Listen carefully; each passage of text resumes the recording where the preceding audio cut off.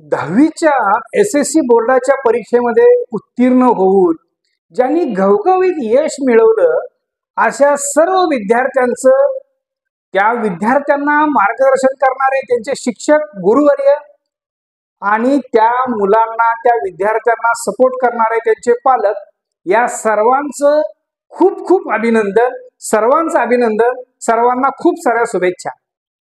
मित्रांनो, 10वीचा निकाल लागला, आता याच्या पुढे काय, 10वी नंतर पुढे काय करायचं या संदर्भात आज आपण या विषयामध्ये जाणून घेणार आहोत। 10वी नंतर आपल्याला प्रवेश घेताना पहिल्यांदा काय गोष्टीचा विचार करावा लागेल, तर माझी आवड कोणत्या क्षेत्रात आहे, कोणत्या विषयाची मला आवड आहे हे ह्या पाल्यांना पहिला समजून घेतलं पाहिजे आणि पालकांनी हे समजून घेतलं पाहिजे। आपल्या पाल्यावर कोणत्याही प्रकारचा प्रेशर न टाकता पहिल्यांदा मुलाला बोलतं करणं गरजेचं आहे। मुलाला कशात इंटरेस्ट आहे पहिल्यांदा पालकांनी त्याच्यामध्ये जाणून घेतलं पाहिजे। त्याचबरोबर त्या मुलाची शारीरिक क्षमता काय आहे, त्याची मानसिक बौद्धिक क्षमता काय आहे याचाही विचार होणं अत्यंत गरजेचं आहे। म्हणजे करिअर निवडत असताना, एक क्षेत्र निवडत असताना आपल्याला पुढचं त्या मुलाची आवड आणि त्याची कॅपॅसिटी, फिजिकल फिटनेस आणि मेंटल फिटनेस याचा विचार करायला पाहिजे आपण। आता पहिल्यांदा आपण याच्यामध्ये काय बघणार आहोत, एक 2-4 मुद्दे आहेत, त्याच्यावर आपण सविस्तर बोलू। 11वी नंतर आपण हायर सेकंडरी एज्युकेशन ज्याला आपण म्हणतो, junior college, arts, commerce, science इकडे आपण जाऊ शकतो का, तर आपण डिप्लोमा ITI ला जाऊ शकतो, पॉलिटेक्निक मध्ये प्रवेश घेऊ शकतो का, तर ITI इंडस्ट्रियल ट्रेनिंग इन्स्टिट्यूट जे आहे तिकडे आपण प्रवेश घेऊ शकतो। व्होकेशनल काही कोर्सेस आहेत, MCVC आहे, तिकडे आपल्याला जाता येईल।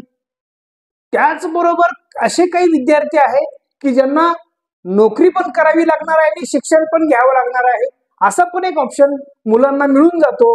आणि त्याच्यानंतर ना क्रिएटिव्ह किंवा स्पेशल काही कोर्सेस आहेत, या संदर्भात आज आपण या व्हिडिओमध्ये जाणून घेणार आहोत। तर मित्रांनो, कुठेही जाऊ नका तुम्ही, अगदी थोडक्यामध्ये पण या सगळ्या विषयावर आपण बोलणार आहोत। प्रकाश काउंसलर या चॅनलला जर तुम्ही सबस्क्राईब केलं नसेल तर सबस्क्राईब करा। इथून पुढेही अशीच महत्त्वपूर्ण माहिती आपल्या या चॅनलवर तुम्हाला मिळेल। आपल्या मुलांना, आपल्या सर्वांना करिअरसाठी याचं नक्की मार्गदर्शन होणार आहे। आता सुरुवातीला 11वी नंतर जे ज्युनियर कॉलेज आहे या संदर्भात सायन्स, कॉमर्स आणि आर्ट्स अशा 3 फॅकल्टी आहेत। सायन्स मध्ये कुणी प्रवेश घ्यावा, कुठल्या विद्यार्थ्यांनी ज्याला डॉक्टर या फील्ड मध्ये जायचं आहे, डॉक्टर व्हायचं आहे, MBBS असेल, MD असेल, स्पेशालिटी डॉक्टर मध्ये जर आपल्याला करायचं असेल तर त्याच्यासाठी सायन्स सारखा चांगला ऑप्शन आहे। इंजिनिअरिंग आहे, एखादा सायंटिस्ट या कोर्सकडे आपल्याला भविष्यात जायचं असेल तर त्याला सायन्सकडे जायला पाहिजे। फार्मासिस्ट व्हायचं असेल तर असा आवड असणारा जो विद्यार्थी आहे त्यांनी सायन्सची निवड करायला हरकत नाही। त्याच्यानंतर ना कॉमर्स मध्ये बिझनेस असेल, अकाउंटिंग असेल, बँकिंग असेल, चार्टर्ड अकाउंटंट ज्याला आपण CA म्हणतो किंवा मॅनेजमेंट सारखे जर काही कोर्स मध्ये जर त्या मुलाला इंटरेस्ट असेल तर कॉमर्स सारखा ऑप्शन अशा मुलांसाठी खूप चांगला आहे। त्याच्यानंतर आर्ट्स, इतिहास, समाजशास्त्र, मानसशास्त्र, राज्यशास्त्र, पत्रकारिता असेल, UPSC किंवा MPSC सारख्या काय एक्झाम मध्ये करिअर करायचं असेल तर अशा विद्यार्थ्यांसाठी सुद्धा आर्ट्स हा अतिशय चांगला ऑप्शन आहे। त्याच्यानंतर ना डिप्लोमा जे काही कोर्सेस आहेत, पॉलिटेक्निक किंवा ITI आपण ज्याला आपण म्हणतो, इलेक्ट्रिकल असेल, मेकॅनिकल असेल, सिव्हिल, कॉम्प्युटर, इंजिनिअरिंग, हे 3 वर्षाचे कोर्स असतात। या क्षेत्रामध्ये ज्यांना जायचं आहे, ज्यांना करिअर करायचं आहे, अशा मुलांनी तिकडे जायला हरकत नाही। त्याच्यानंतर ना ITI ज्याला आपण इंडस्ट्रियल ट्रेनिंग इन्स्टिट्यूट म्हणतो, ज्याला टेक्निकल किंवा स्किल्ड बेस्ड कोर्स असतात, स्किल बेस्ड, तर अशा विद्यार्थ्यांनी इकडे जायला हरकत नाही। ज्याच्यामध्ये वायरमॅनचा कोर्स आहे, फिटर आहे, वेल्डर, मोटर मेकॅनिकल आहे, कॉम्प्युटर ऑपरेटर आहे, हे 2 वर्षाचे कोर्स असतात, इकडे हा विद्यार्थी जाऊ शकतो। नंतर व्होकेशनल कोर्सेस MCVC आहे। 10वी नंतरच्या करिअरसाठी काही कॉलेजेसमध्ये MCVC हा कोर्स असतो, ज्याला आपण मिनिमम कॉम्पिटन्सी व्होकेशनल कोर्सेस असतात. हे कोर्स स्किल डेव्हलपमेंट या आधारावर अवलंबून असतात. जॉब मिळण्याच्या दृष्टिकोनातून हे कोर्स खूप चांगले आहे. मी सुरुवातीला पण सांगितलं होतं की आपली नेमकी सिच्युएशन काय आहे, माझी इंटरेस्ट कशात आहे, माझं बॅकग्राऊंड पाठीमागचं काय आहे, माझं फिटनेस काय आहे, माझी कॅपॅसिटी काय आहे, याचाही कोर्स निवडत असताना विद्यार्थ्यांनी त्याचा विचार करावा.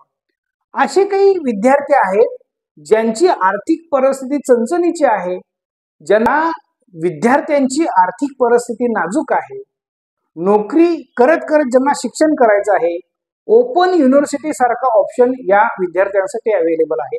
यशवंतराव चव्हाण मुक्त विद्यापीठ सारखे काही ऑप्शन्स आहेत, तिकडेही मुलं जाऊ शकतात.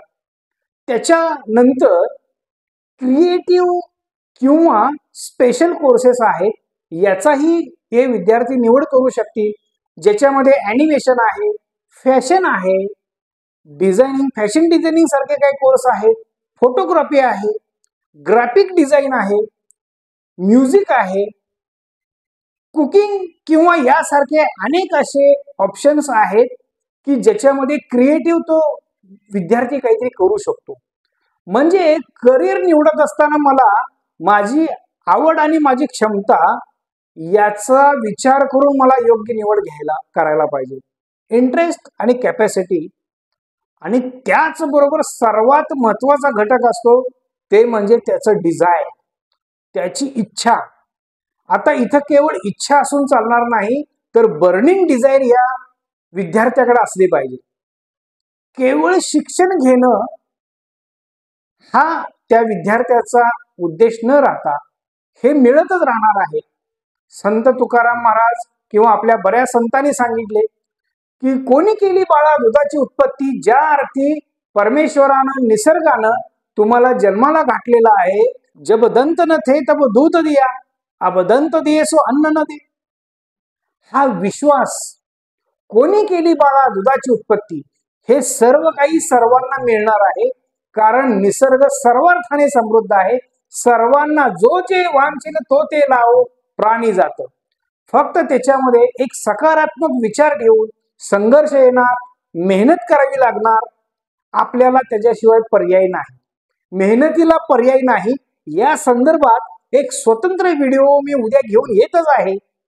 तोपर्यंत या प्रकाश काउन्सिलर या चॅनलला जर तुम्ही सबस्क्राईब केलं नसेल तर नक्की सबस्क्राईब करा, शेअर करा, लाईक करा, एक छानशी कॉमेंट्स द्या की नेमकं आजचा व्हिडिओ तुम्हाला कसा वाटला. धन्यवाद.